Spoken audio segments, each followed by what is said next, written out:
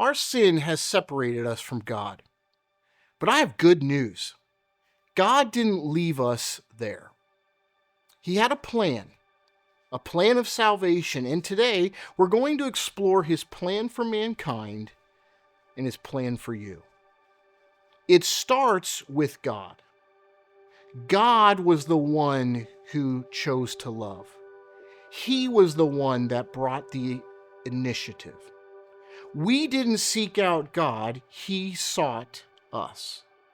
John 3:16 says, "For God so loved the world that he gave his only Son, that whoever believes in him should not perish, but have eternal life." Romans 5 verse 8 says, "But God shows his love for us, in that while we were still sinners, Christ died for us." You know, God could have rightly left mankind in its sinful state. He didn't have to redeem us. We were the ones that broke his rules. We were the ones that violated his laws. We were the ones that sinned against him. And God could have condemned us and left us without hope. That's what we deserve. Yet in his love, he chose to act. As we read in John 3:16, God loved the world. God chose to act. God knew that we could never earn our way to salvation. We could never earn our way to him. He knew that we were lost and hopeless in our sins. It's interesting to me. Many people that I come across and talk to try to earn their way to God. Maybe they do good works, or they give a lot of money to the church, or they go to shelters and feed the homeless, or they do these acts of what we call righteousness, things that they think if I do these things, at the end of the day, there's these giant scales in the sky, and if I do enough good, it's going to outweigh the bad. The problem is one sin demands eternal punishment because we've sinned against an eternal God. And God knew that we were destitute. He knew we couldn't save ourselves. There's no amount of good that you do that can earn that back. So the amazing thing that we see in Scripture, the amazing truth we see in Scripture, is that God came to us. He came to us in the person and work of Jesus Christ. In Romans 5:8, God sent his Son. Jesus came for you and me. He came to us while we were lost and rebellious. We didn't seek him out. We were lost in our sins.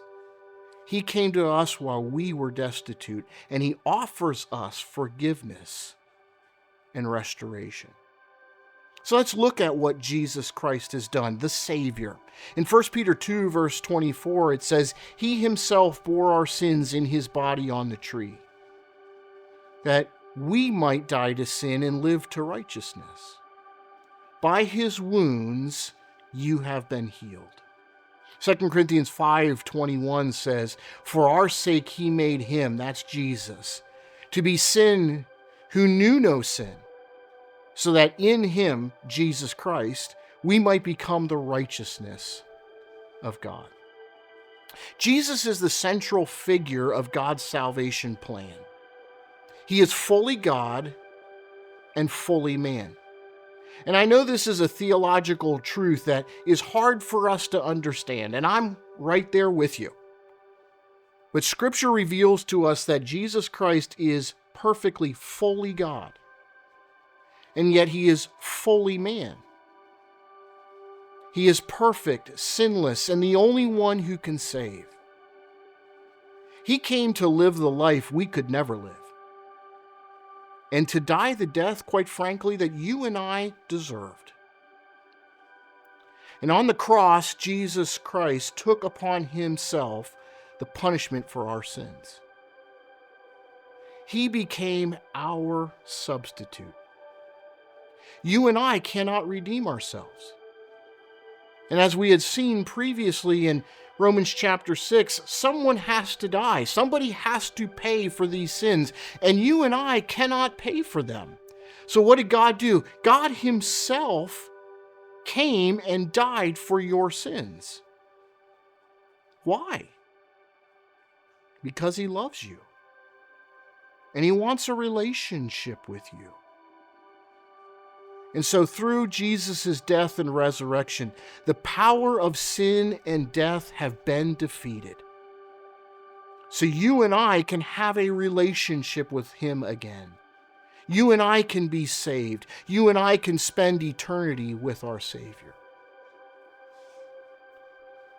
Another truth that I want us to look at is that salvation is by grace through faith. In Ephesians chapter 2, in verses 8 and 9, there's an amazing passage that reveals to us what salvation and how this is attained. It says, "For by grace you have been saved through faith. This is not of your own doing.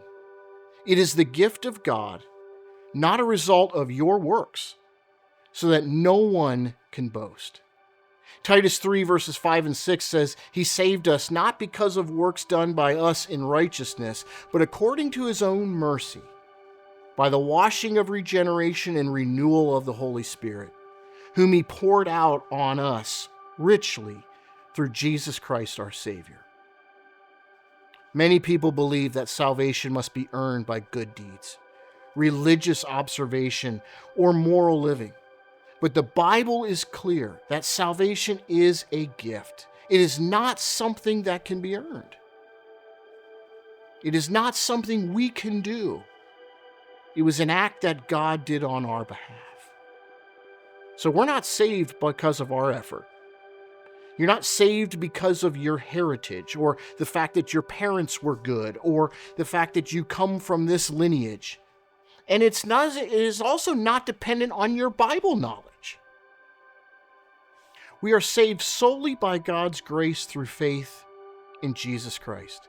It is not our righteousness, but Christ's righteousness that is credited to you and to me.